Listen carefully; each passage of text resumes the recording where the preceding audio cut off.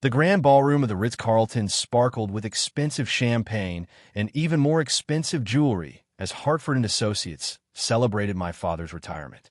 40 years at the city's most prestigious law firm had earned him this moment in the spotlight, though I knew he was more excited about announcing my sister Amanda's promotion to junior partner.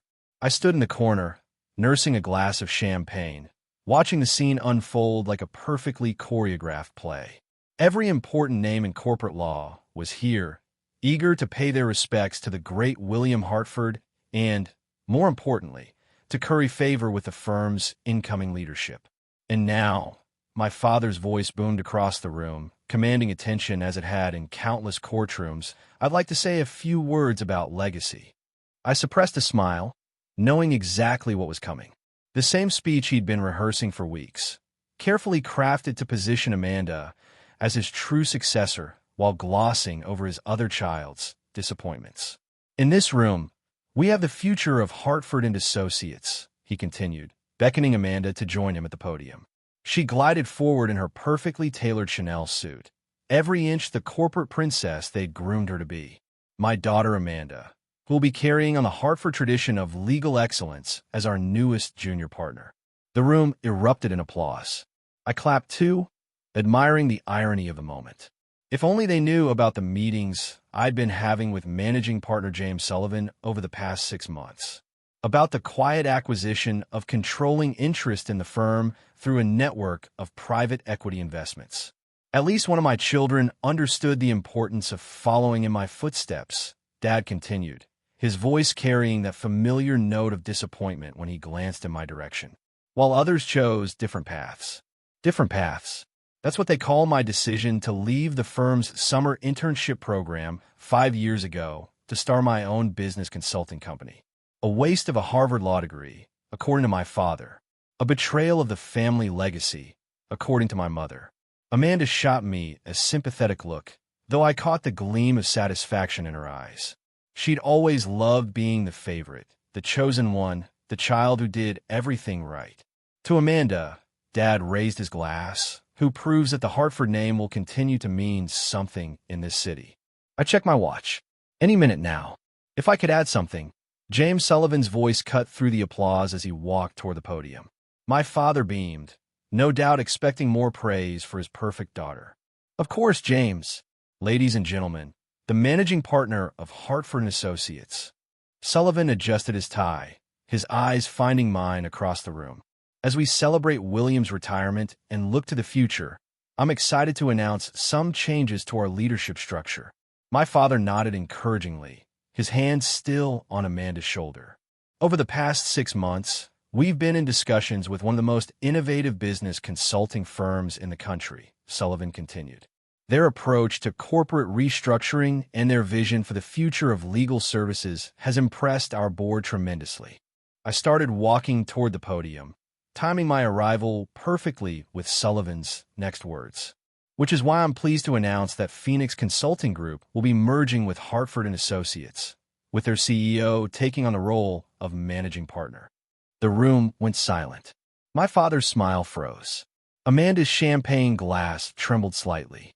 Everyone, Sullivan gestured to me as I reached the podium. Please welcome our new managing partner, Alexander Hartford.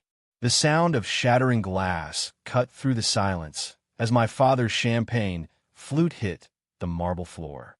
Amanda's perfect composure cracked, her face draining of color as she realized what this meant.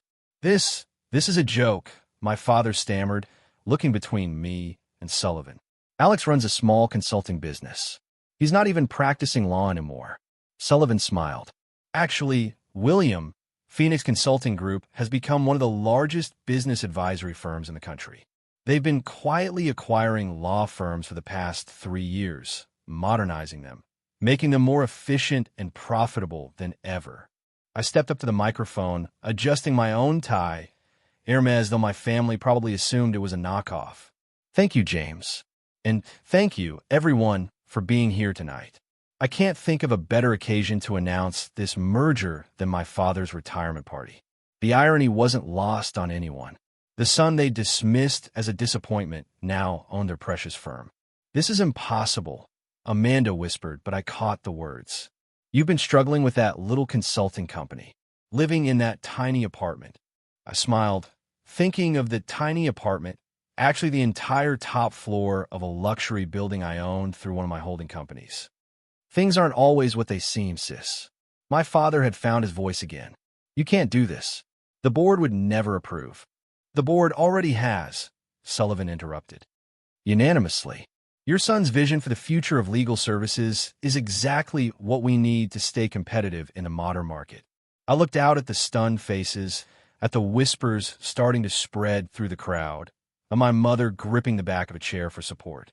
Now then, I said, raising my own champagne glass, shall we discuss the future of Hartford Associates? I believe I have some ideas about legacy that might surprise you. The night was just beginning, and I had 5 years of underestimation to address. This would be interesting indeed. The next hour was a masterclass in controlled chaos. As the news of my appointment spread through the ballroom, I watched the carefully constructed social hierarchy of Hartford and Associates crumble and rebuild itself in real time. Partners who had previously ignored me at family functions were suddenly eager to share their innovative ideas for the firm. Associates who had snickered at my failed career now hovered nearby, hoping to catch my attention. And Amanda's circle of sycophants had mysteriously evaporated, leaving her standing alone by the bar. Alex, my mother's voice carried that particular tone she reserved for damage control. Darling, let's discuss this privately. As a family, I turned to face her, noting the slight tremor in her perfectly manicured hands. Of course, Mother. James, would you mind if we use your office? It's your office now, Sullivan reminded me with a slight smile. 3rd floor in the hall. The walk to the elevator was silent, heavy with unspoken accusations.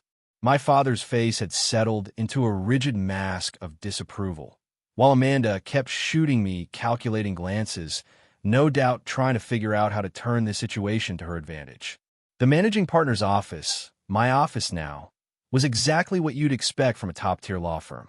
Dark wood, leather furniture, and a view of a city that screamed power and success.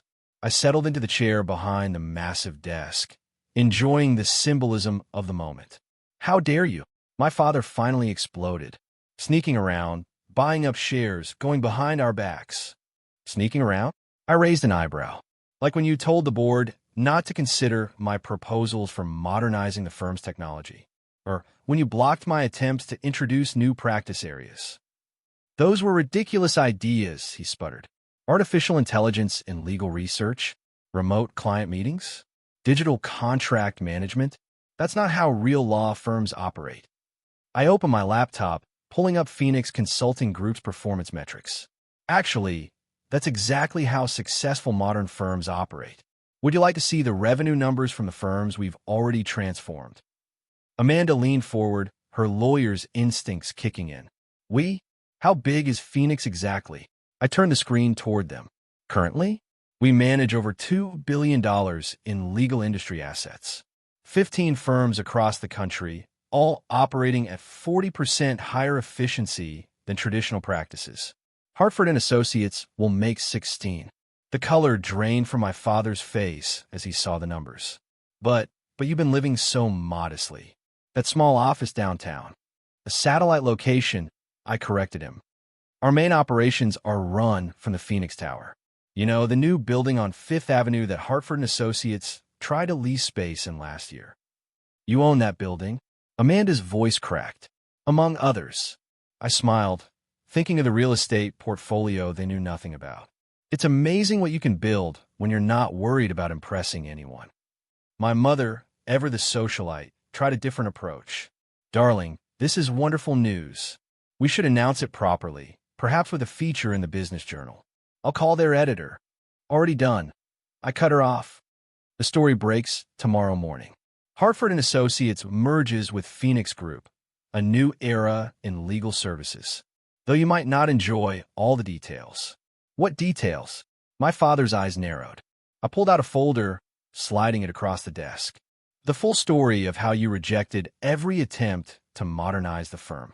How you clung to outdated practices while losing market share to more innovative competitors. how you chose nepotism over merit in promotions. The reporters found it quite fascinating. Amanda snatched up the folder, flipping through it frantically. You can't expose family matters like this. Family matters? I laughed. Like how you got your junior partnership despite losing the Anderson case. Or how Dad covered up your mishandling of the Westbrook merger. That's different, she protested. I was protecting the firm's reputation. No, I said quietly. You were protecting your own interests, just like you're trying to do now. My father slumped into a chair, suddenly looking every bit his age. Why, Alex? Why do it this way? I stood up, walking to the window to look out over the city, my city now in many ways. Because you never would have listened otherwise. Because every time I tried to help this firm evolve, you dismissed me as the son who didn't understand tradition. Well, now you'll have to listen. And what happens to us? Amanda's voice was small, her usual confidence shattered. I turned back to face them, remembering all the family dinners where they dismissed my ideas, all the firm meetings where they'd ignore my suggestions, all the years of being underestimated. That, I said, depends entirely on whether you're ready to embrace change. Because Hartford Associates is about to enter the future, with or without you. The night was far from over, and the real changes hadn't even begun. But for now, watching my family realize that their golden child wasn't so golden anymore, and their disappointment wasn't so disappointing after all, was satisfaction enough. Tomorrow would bring new challenges, but tonight was about showing them exactly who they had underestimated all these years. 1 month after my father's retirement party, I sat in my new office reviewing the changes already transforming Hartford Associates. The old oil paintings of previous partners had been replaced with interactive digital displays showing real-time case metrics and client satisfaction scores. The mahogany-lined library, my father's pride and joy, was being converted into a state-of-the-art digital research center. My phone buzzed with another message from Amanda, her 5th this week. Can we talk about my role in the new structure? I've been thinking about your ideas. I set the phone aside, remembering her first week under the new management. She tried to rally the old guard against my changes, only to find that most of them had already seen the benefits of our modernized approach. Client acquisition was up 40%, costs were down 30%, and associate satisfaction had skyrocketed thanks to our new flexible working policies. A knock on my door interrupted my thoughts. Mr. Hartford, my assistant entered with a tablet. The quarterly numbers are in, and your father is here. Again, I nodded, unsurprised. He'd been making these visits regularly, each time with a different approach to fixing the situation. First came anger, then bargaining, and now, "Son," he said as he entered, looking uncomfortable in the modernized space. "I've been reviewing your proposals from 5 years ago. The ones about digital transformation. The same proposals you called ridiculous fantasies at the time." I kept my voice neutral, watching him squirm. I may have been hasty in my judgment. He settled into one of the ergonomic chairs, frowning slightly at its unfamiliarity. "Your mother and I have been talking. Perhaps it's time we embrace some changes." I pulled up the firm's performance dashboard on the wall screen. Changes like these? Revenue up 45% since implementation of our AI-driven case management system. Client retention improved by 60% through our digital communication platform. Young talent recruitment tripled thanks to our modern work culture. He stared at the numbers, his worldview visibly shifting. I never thought. We always assumed traditional methods were best. Traditional methods were safe. I corrected him. Safe doesn't build empires. My phone buzzed again. This time it was my mother. "Darling, the country club is asking about your membership application. Shall I expedite it?" I smiled, thinking of the notice I'd sent last week. Phoenix Group had acquired the country club in a quiet deal. The same club that had rejected my membership 3 years ago because I lacked the proper pedigree. "Alex," my father's voice pulled me back. "About Amanda. She starts training on our new systems next week." I cut him off. "Entry level, like everyone else. If she wants to be part of the future, she needs to understand it from the ground up." Entry level? But she was a junior partner. Was being the operative word. I turned to face him fully. In a new Hartford Associates, titles are earned through innovation and results, not family connections. He fell silent, perhaps finally understanding the true scope of the changes I was implementing. This wasn't just about modernizing a law firm. It was about dismantling an entire system of privilege and entitlement. A message flashed on my screen. The Business Journal wanted a follow-up interview about our transformation. The first article had sent shockwaves through the legal community, with other firms scrambling to adapt to our model. "There's something else," my father said quietly. "Your grandfather's old files. I found your business plan from 5 years ago. The one you tried to show me at that family dinner." I remembered that dinner vividly. The night I tried to present my vision for modernizing the firm, only to be laughed out of the room. The night I decided to build something of my own instead. "It was all there," he continued. "Everything you've implemented now. We could have been years ahead of everyone else if I just listened." "Yes," I agreed simply. "We could have." The silence stretched between us, heavy with regret, his, not mine. My assistant appeared at the door.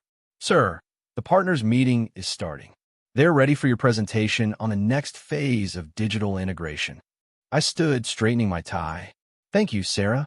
"Dad, you're welcome to stay for the meeting. See what the future of law really looks like." He nodded slowly, and for the first time, I saw something new in his eyes: respect. The partners' meeting room was packed, not just with lawyers, but with tech specialists, innovation consultants, and digital strategists, the new face of modern law. As I took my place at the head of the table, I caught Amanda sitting quietly in the back, taking notes like the entry-level associate she now was. "Ladies and gentlemen," I began, "let's talk about the future." The presentation outlined our next steps: blockchain contract systems, AI-powered legal research, virtual courtroom preparations, and a complete overhaul of how we approach client services.